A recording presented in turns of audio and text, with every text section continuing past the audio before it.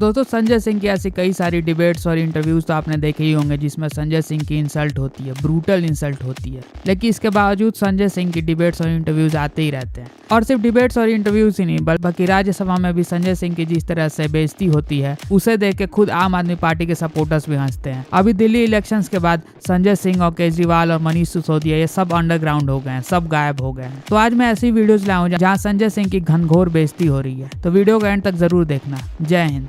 मनोहर, एक बात कह के खत्म कर रहा हूं अपनी बात। जितना समय उतना तो बोलने दीजिए। बोलिए, जितना समय उतना तो बोलने दीजिए। बोलिए आप। ये इस बिल से कुछ करेंगे नहीं करेंगे मान्यवर, सबका साथ सबका विकास जरूर करेंगे, सबका विकास करेंगे।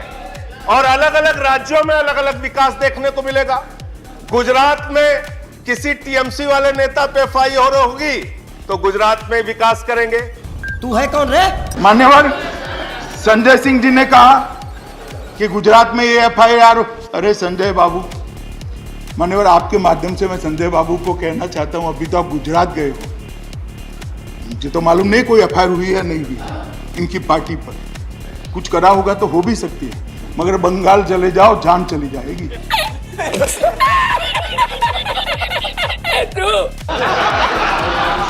अच्छा है अभी वहां गए नहीं हो आप। आपने कहा कि कानूनी प्रक्रिया में समय लगता है, बिल्कुल हम मानते हैं। और जब तक कानून अपना काम ना करे, देश की सर्वोच्च अदालत से फैसला ना आ जाए, तब तक आप किसी को दोषी नहीं ठहरा सकते। इसमें तमाम लोगों का यकीन है।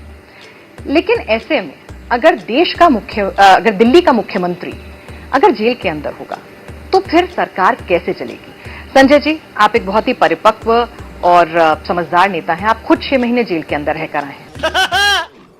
आप मुझे बताइए, जो तमाम जेल के नियम कायदे कानून होते हैं उनको देखते हुए क्या ऐसा मुमकिन है? बिल्कुल बता रहा हूं, एक एक चीज बताऊंगा आपको। बताइए। पहली बात तो ये कि एक लोकतंत्र की हत्या करने की गलत परंपरा शुरू की गई इस देश में। विपक्षी सरकारों को चुन चुन के उसकी हत्या करते जाएंगे। दिल्ली के 2 करोड़ जनता ने सुना। थोड़ा फ्लैशबैक में जाएं, आपको टोक रही हूँ, थोड़ा फ्लैशबैक में जाएं।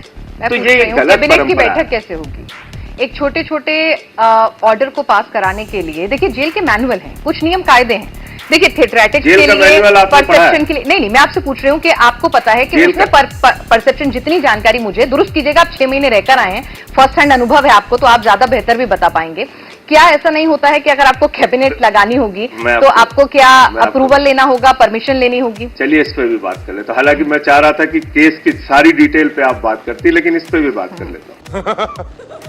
मैं जेल में था, उसी दौरान मैंने तमाम चिट्ठियां लिखी जिससे हमारे सांसद निधि से बहुत सारी सरकारें काम कराए जाए। उस पर काउंटर सिग्नेचर की जरूरत नहीं होती? काउंटर सिग्नेचर ही तो बता रहा हूँ। उत्पादन गोपनीयता कैसे बनी रहती है? मतलब जो गोपनीयता होती है कि अगर आपने कैबिनेट का कोई फैसला लिया तो उस पर काउंटर सिग्नेचर क्या सुप्रिंटेंडेंट के नहीं होते? मुझे दुरुस्त कीजिएगा। दुरुस्त करता हूँ, कोर्ट को यह अधिकार है। अरे तो एक छोटी छोटी चीजों के लिए वही पूछ रही हूँ सर, प्रैक्टिकली पूछ रही हूँ। आप ये बताइए, दिल्ली की एक समस्या है कि भाई गर्मी आ रही है, पानी नहीं है, अब तमाम तरह की दिक्कतें होंगी, पावर शॉर्टेज होगी, खरीद नहीं होगी, बिजली, बहुत सारे काम होंगे। ठीक है, मैं एक एग्जाम्पल दे रही हूँ। क्या उसके लिए पहले मैं कोर्ट का दरवाजा खटखटाएं, फिर उससे परमिशन लेके जी इस दिन इस तारीख को कैबिनेट बैठानी है तो बैठाने के लिए अप्रूवल दीजिए, तब तक दिल्ली वाले प्यासे मरे, तब तक बिजली में परेशानी में रहे? एकदम नहीं। या कोर्ट की किसी भी परमिशन में कोई टाइम नहीं लगता ऐसी चिट्ठियों को साइन करने में। कोर्ट के अधिकार पे आप और हम सवाल उठाने वाले कोई नहीं मैं होते। पूछ रही हूँ क्या ये प्रैक्टिकली फिजिबल है? हुआ दिल्ली में कोई इमरजेंसी की सिचुएशन होती है, कोई लॉ एंड ऑर्डर की समस्या होती है, चलिए वो तो खैर केंद्र के अधीन है, लेकिन फिर भी किसी भी तरह की कोई दिक्कत आती है दिल्ली के अंदर, तो मतलब पहले हम कोर्ट जाएं, कोर्ट से अप्रूवल लें। मैं कह रहा हूँ कोर्ट जाने की भी जरूरत नहीं है। अच्छा, बड़े बड़े नेता डरते हैं इससे। ठीक है, बोलिए। चेतावनी। Okay Sanjay Singh, rapid fire round. पहला सवाल, एनडीए सरकार कितना चलेगी? 4 राज्यों के चुनाव के बाद नहीं चलेगी। देश का अगला प्रधानमंत्री कौन होगा? अगला प्रधानमंत्री इंडिया गठबंधन का होगा। कौन होगा? ये इंडिया गठबंधन को तय करना है। क्या राहुल गांधी पीएम मटेरियल हैं? हाँ है पीएम मटेरियल। क्या केजरीवाल पीएम मटेरियल हैं? बिल्कुल है पीएम मटेरियल। दिल्ली का अगला सीएम कौन होगा? अरविंद केजरीवाल। ओके। दिल्ली में कांग्रेस से गठबंधन होगा? निकलने के बाद तय होगा, केजरीवाल साहब के आने के बाद। देश का बेस्ट प्राइम मिनिस्टर अब तक का कौन रहा है? अगर आप मुझसे पूछेंगे तो निश्चित रूप से जवाहरलाल नेहरू रहे हैं। ओके। दिल्ली का बेस्ट चीफ मिनिस्टर कौन और रहा है? सेकंड बेस्ट अगर आप पूछेंगे तो लाल बहादुर शास्त्री जी रहे हैं। क्या बात है। दिल्ली का बेस्ट सीएम कौन रहा है? 10 साल से केजरीवाल साहब काम करके जो उन्होंने दिखाया है वो अपने आप में अनुकरणीय है और केजरीवाल से बढ़िया सीएम अब तक नहीं हुआ। ओके, शीला दीक्षित को मुख्यमंत्री के तौर पर 10 में से कितने नंबर देते हैं? अच्छा काम किया है उन्होंने भी, कुछ क्षेत्रों में अच्छा काम किया है। मानना पड़ेगा संजय जी, यू टर्न पहले नहीं, बोलते थे देखिए पूरा कैंपेन जिन चलाया, चीजों अब आप कह रहे में अच्छा काम। मोदी कब तक पीएम रहेंगे संजय जी? 75 साल में रिटायर हो जाएंगे। चड्ढा समझाओ इसे, समझाओ। पहले कहते चक्की पीसिंग, बाद में कहते मिक्सिंग। ये क्या है? लेकिन ये कौन सी अगर राजनीति है? देखिए आप ऐसे लोगों आप को ये आरोप लगा रहे हैं, आपकी पार्टी का जो बर्थ है वो एंटी करप्शन पूरे टायरेट हुआ, और अब आप ही की पार्टी के कई सारे नेता करप्शन के लिहाज से अंदर हैं जेल में। मैं पूरी बात अपनी कर लूं प्लीज। ये बातें जजेस लेकिन भी उनका समझ कहना रहे है कि जैसे जैसे बयान लिए गए, जैसे जैसे इंक्वायरी आगे बढ़ी, पढ़ते खुलती गई और फिर के कविता का भी नाम आ अच्छी गया। बात है, तो पूरा बयान रखिए कोर्ट में। मैं ये भी बात आपकी मान लिया मैंने। वो मनी ट्रेल तो निशान एस्टैब्लिश कर ही किसी रहे ने बोला ना ना कि ये संजय क्या है? जी, ये बातें तो आपने कोर्ट में रखी ही हैं। ईडी कह रही है कि हमने मनी ट्रेल एस्टैब्लिश कर लिया है, और ईडी कह रही है कि वो जो पैसे की बात हो रही है वो तो ऑलरेडी खर्चा हो चुके हैं। अभी आपने देखा ना जज साहब ने भी क्या कहा सुप्रीम कोर्ट के कि भाई 2 साल से आप इन्वेस्टिगेशन कर रहे हैं, आपकी इन्वेस्टिगेशन खत्म नहीं हो रही है। संजय जी, उन्होंने यही कहा है ना कोर्ट में कि शरद रेड्डी ने जब नाम लिया है तभी तो हमने इन्वेस्टिगेशन शुरू किया है अरविंद केजरीवाल का। तो शरद रेड्डी ने नाम कब लिया है? वही तो मैं कह रहा हूं आपसे। 12 बयान लिए कुल, 10 बयान में नाम नहीं लिया उसने।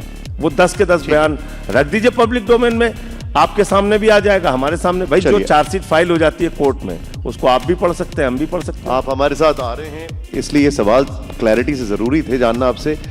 अब जैसे अरविंद केजरीवाल जी अगर बाहर आते हैं तो कितना फर्क पड़ेगा कैंपेनिंग में और खासकर दिल्ली में? मैं बहुत न्यूनतम मान के चल रहा हूं। बंद करो, हाथ जोड़ के मैं मोदी साहब से गुजारिश करता हूं। 5 साल पहले जब हमने ये सफर शुरू किया था तो हमारे मन में कहीं दूर दूर तक ये बात नहीं थी कि हम राजनीति में जाएंगे। कैसा कानून बना दो कि जिससे सरकार के मंत्री हो या संतरी हो, अगर भ्रष्टाचार करें तो उनका कॉलर पकड़ के उनको जेल में डाला जा सके। लोकपाल कानून की हम मांग कर रहे थे। दोस्तों, दिल्ली इलेक्शन रिजल्ट से पहले जिस तरह से लोग टीवी पर संजय सिंह को देखते थे गले की नस फाड़ के चिल्लाते हुए, फिर चाहे वो भाषण हो या राज्यसभा में बोलना हो या इंटरव्यू हो या फिर कोई डिबेट हो, लेकिन जब से आम आदमी पार्टी की हार हुई है दिल्ली में, संजय सिंह गायब हो गए। और सिर्फ संजय सिंह ही नहीं, संजय सिंह के साथ साथ पूरी आम आदमी पार्टी की जो टॉप की लीडरशिप है सब गायब हो गए हैं। बस एक आतिशी बची है, वो भी विधानसभा में फंस गई है। जिस तरह से सीएजी रिपोर्ट आई, आम आदमी पार्टी चारों तरफ से घिर चुकी है और संजय सिंह की जो गर्मी हम लोग पहले देखते थे वो सारी गर्मी उतर चुकी है।